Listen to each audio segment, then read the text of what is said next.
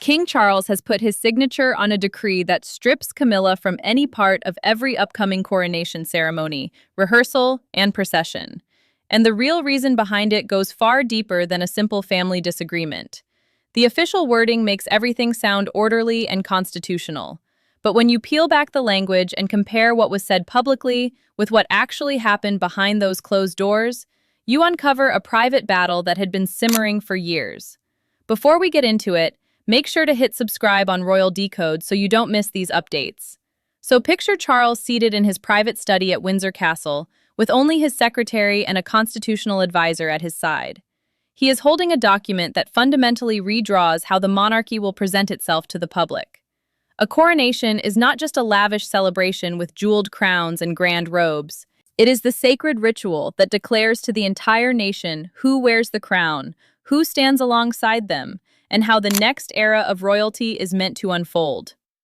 So when Charles determined that Camilla would play no part in William and Catherine's future crowning, he was not simply canceling one appearance. He was removing her from the very heart of royal tradition and continuity. He read the final paragraph twice, set his fountain pen down, pressed his fingers against the desk in silence for several long seconds, and then instructed his team to release the document exactly as it was written. No softening, no diplomatic buffer. The directive barred Camilla from every future coronation ceremony, anniversary observance, rehearsal, procession, council gathering, and formal event tied to the crowning of William and Catherine. It was absolute, and it bore his signature. When the confirmation reached Camilla at Clarence House, her first thought was that she had merely lost access to a few planning meetings. Then her aide laid out the full scope for her. She would not process. She would not rehearse. She would not hold any position within the official ceremonial framework at all. The Queen Consort tightened her grip on the arm of her chair and asked whether Charles had personally signed the order. The aide replied with a single word, yes. She cleared the room, but just before the door shut, she demanded to know whether William had been consulted. And that question alone reveals exactly where her mind went in that instant. Suspicion quickly replaced shock, because the future king had been quietly safeguarding Catherine's position against any rival influence for quite some time. The signed order actually included an additional clause that transferred every female ceremonial duty to the Princess of Wales, meaning Catherine would not merely attend the next coronation. She would occupy the symbolic role that Camilla still believed was rightfully hers. But the most painful blow was not even in the public declaration. A sealed internal review, essentially a confidential palace investigation into restricted decisions, had recorded a direct challenge to Charles's succession plan, and William had already seen it. So while Camilla was hunting for the person she believed had turned the monarch against her, Charles was getting ready to face the two individuals whose futures had made his decision inevitable. Behind all the formal language stood four people connected by marriage, succession, loyalty, and years of buried resentment. Camilla saw humiliation, William saw protection, Catherine saw a duty she had never asked for, and the king saw the private peace he had spent decades constructing begin to crumble around the woman he still loved. Charles remained in his Windsor study after the declaration went public. The crown, meaning the monarch's public authority and constitutional responsibility, required him to assess the threat to the next reign without allowing marriage to cloud his judgment. But he was not sitting there as some detached sovereign. He was a husband who knew precisely how deeply the order would wound his wife. In a quiet conversation documented in his private secretary's recorded account, he confessed that he had put off signing because Camilla would perceive it as betrayal rather than protection. Camilla grasped the loss immediately. She had weathered years of public hostility before finally standing beside Charles at Westminster Abbey for his own coronation. Now she confronted the prospect of becoming a mere spectator, while William and Catherine stepped into the future she had expected to help define. William arrived at Windsor through a private side entrance shortly after the announcement. He stopped outside his father's study, adjusted his jacket, and told an aide he would speak as the heir, not as an angry son. The prince believed the next coronation had to revolve around Catherine, the stability of his reign, and George's preparation as the young heir. Any competing authority could fracture the ceremony and confuse the nation about where true power rested. Catherine learned the news from William without any advisors or household staff in the room. She did not smile. She asked whether Camilla had been told before her own name was written into the order. When William replied that the decision was Charles's alone, she noticed how deliberately he avoided discussing the sealed evidence. The princess pressed him softly. Was this punishment, or was it protection? His silence told her the reality was darker than either of those words. Camilla confronted a longtime aide at Clarence's house and demanded every name linked to the review. When William's office came up, she took off the ceremonial brooch she had prepared for her next engagement and set it on the table. Charles worried he had waited too long. She feared being permanently displaced. William feared chaos during a succession, while Catherine feared being depicted as the woman who profited from another's downfall. The question was no longer whether the order had hurt them. It was whether the king had defended the monarchy or sacrificed his marriage to preserve it. And the answer to that traces back 6 weeks earlier, when a single demand during a private ceremony transformed old tension into a point of no return. The crisis did not start with the signed order. It started during a closed ceremonial rehearsal inside St. George's Hall, where fewer than 12 people were allowed to remain. What should have been a technical discussion about William's eventual accession turned into a battle over status, memory, and control. By the time Camilla left that room, Charles understood that staying silent would no longer hold the family together. Silence was now tearing it apart. The gathering had been organized to test how the royal family would navigate a future change of reign. An accession is the formal moment when a new monarch ascends the throne, while a coronation is the later ceremony that publicly confirms that authority. Every entrance, signature, chair, and procession position carried weight because each one signaled to the nation who represented the present, who belonged to the future, and where power would pass next. Charles stood beside the central table while officials reviewed positions for himself, Camilla, William, Catherine, and George. The atmosphere grew tense when an attendant shifted one chair slightly behind the spot reserved for the future king and his wife. The queen consort stopped him before he could walk away, pulled the chair back into the central line, and declared she would not be placed behind the next generation, as if the current reign had already concluded. That is where things became remarkably precise. Camilla then made the demand that altered everything. She insisted on keeping a central processional position alongside Charles during William and Catherine's coronation. She also requested the authority to approve the ceremonial jewels and seating arrangements designated for the Princess of Wales. Those details carry weight because jewels and placement are not mere decoration. They publicly establish rank, legitimacy, and who commands influence within the next royal household. Catherine lowered the notes in her hands but said nothing. William asked whether the proposal had received constitutional approval, meaning formal acceptance from the advisors responsible for safeguarding the rules and stability of the monarchy. Camilla replied that custom could be interpreted by the reigning sovereign, which forced Charles into a choice between backing his wife and defending the boundaries of the next reign. Charles refused. The king told her that the future coronation belonged to the incoming monarch and consort, not to those whose reign was drawing to a close. She responded that she had endured years of public hostility to reach her current position and would not stand by while it vanished without a fight. William's restraint finally gave way. He stated plainly that Catherine's role was not open to negotiation. Camilla turned toward him and accused his office of orchestrating her removal long before the rehearsal. Then she referenced private ceremonial files she should never have known about. Charles's demeanor shifted instantly. Those restricted plans had been accessible only to his office, William's advisors, and a small constitutional team. He ordered everyone out except his private secretary. When the doors shut, the monarch stared at the displaced chair and demanded a full review of who had accessed the material.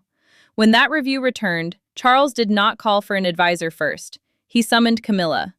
There were no courtiers to soften the words, and no cameras to maintain appearances. Charles and Camilla met alone in a private Windsor drawing room, carrying years of loyalty into a conversation neither of them could walk away from. On the table between them sat the access report from the restricted Coronation archive. The king did not open with an accusation. He opened with a question, and her refusal to answer it changed everything. Charles waited near the fireplace while the sealed review rested in front of Camilla's chair. A constitutional matter is an issue involving the rules, authority, and stability of the monarchy. and he warned that their conversation would stay personal unless she forced him to make it official. When she entered, he offered no warm greeting. He asked her to sit, then quietly demanded to know how she had learned about ceremonial plans never shared with her household. Camilla did not answer directly. She said information affecting her future place should never have been concealed from her. The queen consort argued that exclusion had started long before the rehearsal, and that she had simply refused to stay silent while others decided her destiny. Charles slid the report across the table. The documented review revealed that a member of her office had requested restricted seating charts, jewelry schedules, and procession plans under her verbal authority. Those files mattered because they shaped the next reign before the public ever laid eyes on it. Accessing them meant stepping from private concern into direct interference with succession planning. Camilla did not deny giving the instruction. She maintained she had acted to shield herself from being erased by William's advisors. No sealed document, she argued, should determine her place without giving her a voice. The king replied that the argument was no longer about where she would stand. She had bypassed his authority and attempted to restructure a future coronation before he had approved its framework. Camilla stood. Anger hardened her voice as she accused him of letting guilt over Diana and fear of William dictate the monarchy's future. Charles rose immediately. His composure shattered. He told her never to use the memory of his former wife as a weapon against his son. Silence followed. Her anger dissolved into hurt as she asked whether decades of loyalty counted for nothing. He replied that loyalty could not demand the crown turn a blind eye to a breach of trust. Charles presented one final compromise.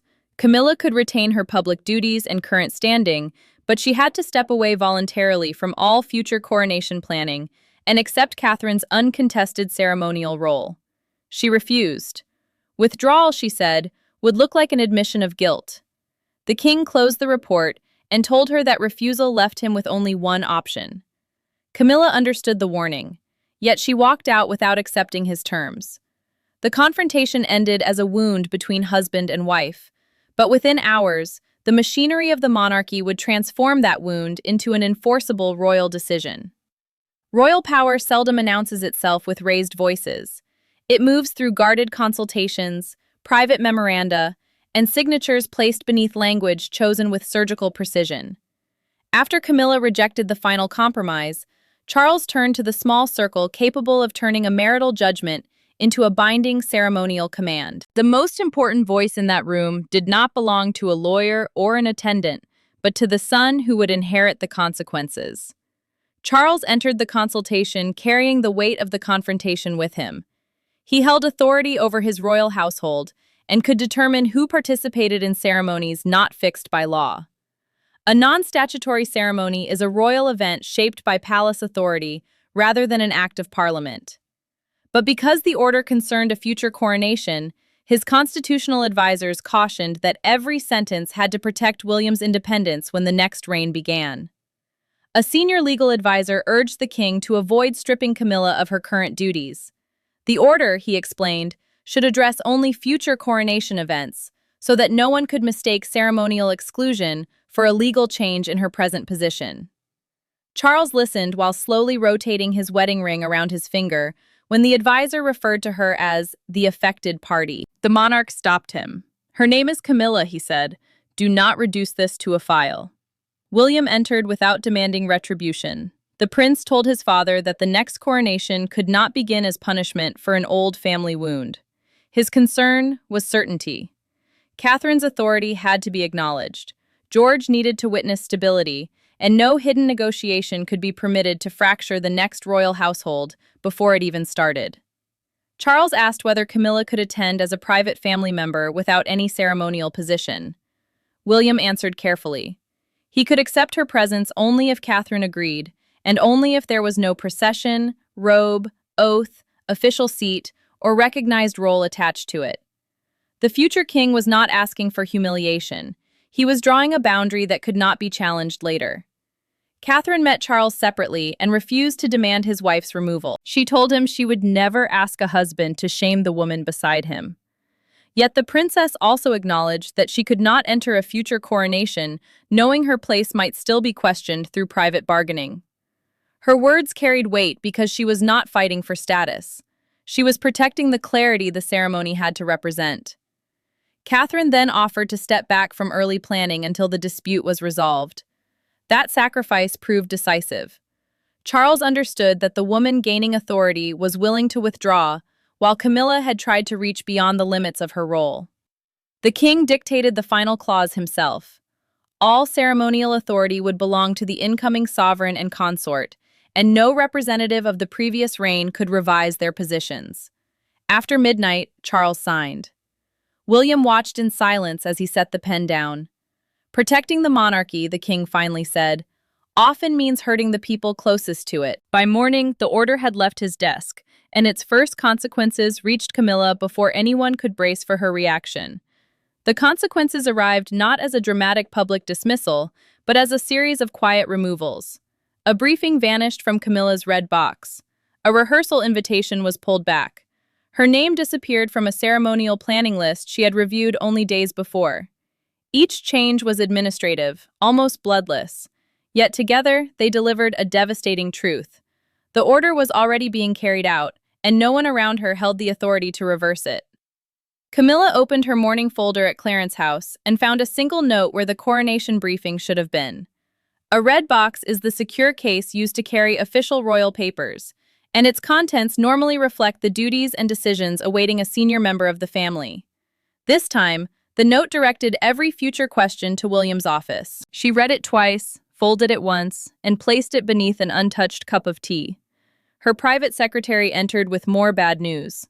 The ceremonial advisors attached to her household had been reassigned, and every wardrobe consultation connected to future coronation events had been cancelled. The Queen Consort asked whether Charles had personally approved each removal. The answer cut deeper than blame. The signed order triggered the changes automatically.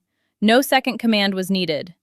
Unease spread through her household almost instantly. Staff members who expected to coordinate with the future court began questioning whether their roles would endure.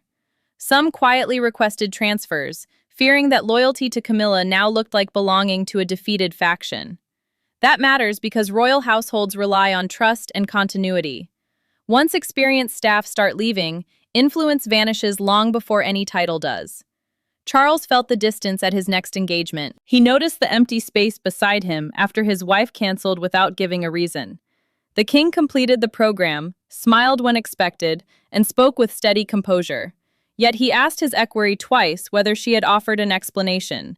An equerry is a military or household aide who assists a senior royal with official duties. But even he could provide no answer. William received Camilla's private message before the event concluded. She demanded a direct conversation and accused his office of using the order to strip away powers it had never mentioned. The prince instructed his staff not to reply until he had spoken with Catherine.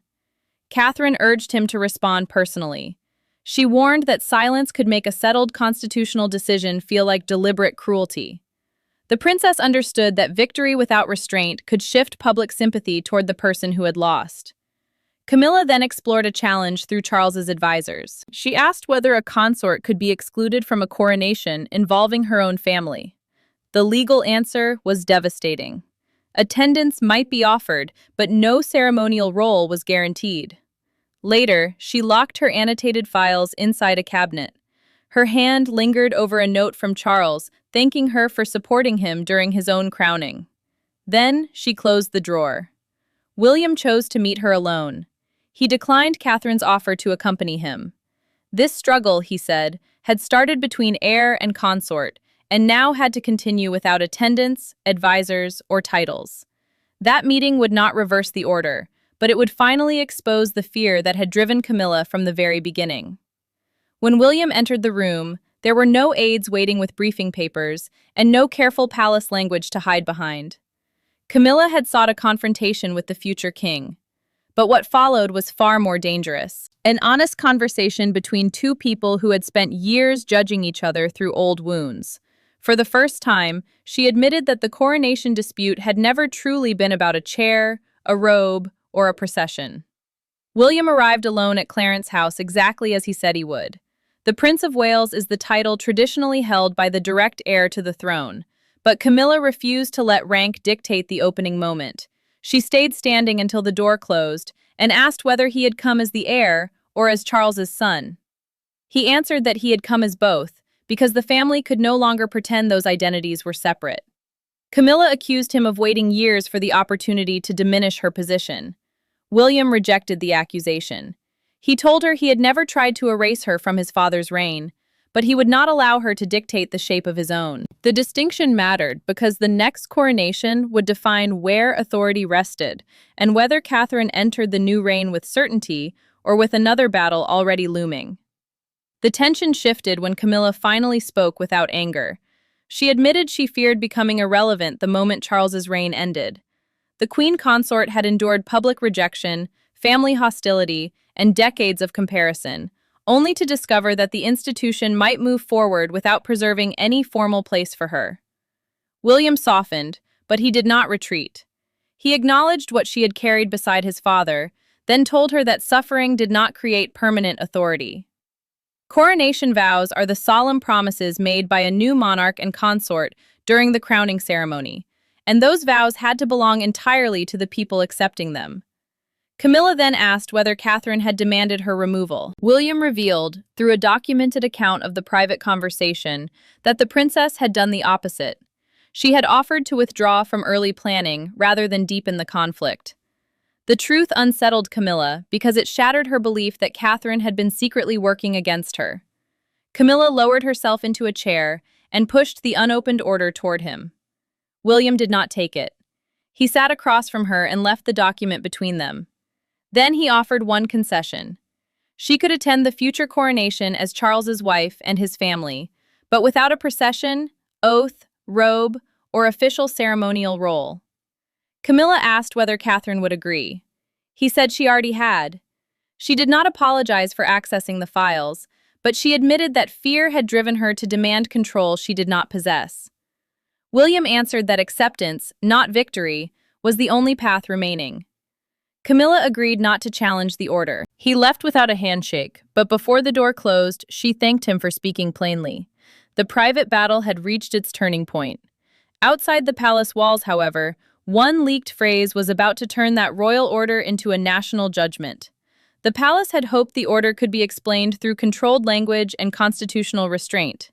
Instead, one leaked phrase transformed it into the most explosive royal story of the year. Camilla removed from all coronation ceremonies. Within hours, broadcasters interrupted regular programming. Newspaper editors rebuilt their front pages, and crowds gathered outside royal gates. The private fear of becoming irrelevant had become a public spectacle, witnessed across the world. The next morning, a major London newspaper carried a stark photograph of Charles, walking several steps ahead of Camilla beneath the headline, "Crown Without Camilla." The subtitle declared that the king had personally approved her exclusion. A front page matters because it does more than report an event. It tells the public how that event should be understood. This one turned a private royal boundary into a national symbol of separation. A broadcaster opened its evening program outside Buckingham Palace and framed the order as proof that authority was shifting toward William and Catherine. The palace is the sovereign's official London residence and the public center of the monarchy, which made the location itself part of the message. Supporters of Camilla held photographs from Charles's coronation, while others raised signs declaring that the next reign belonged to the prince and princess alone. Police barriers divided the groups as rival chants crossed the forecourt. Charles watched the coverage in silence at Windsor when an advisor offered to turn off the television. The monarch refused. He said a king could not issue a public order and then hide from its consequences. The words sounded steady, but his expression carried the cost. The decision had protected the future crown while placing his marriage before a judging nation. Camilla found the same front page beside her breakfast. She did not read the article. The queen consort studied the distance between herself and Charles in the photograph and asked her secretary whether the image had been chosen deliberately. Her aide said nothing, and that silence answered more than reassurance ever could. William reacted with anger when commentators suggested he had engineered the order to punish his stepmother. The prince authorized a statement confirming that the decision belonged solely to the reigning sovereign and that the future coronation would protect both family dignity and constitutional clarity. Catherine refused requests for a triumphant appearance when a woman at a charity engagement called out that she would make a magnificent queen.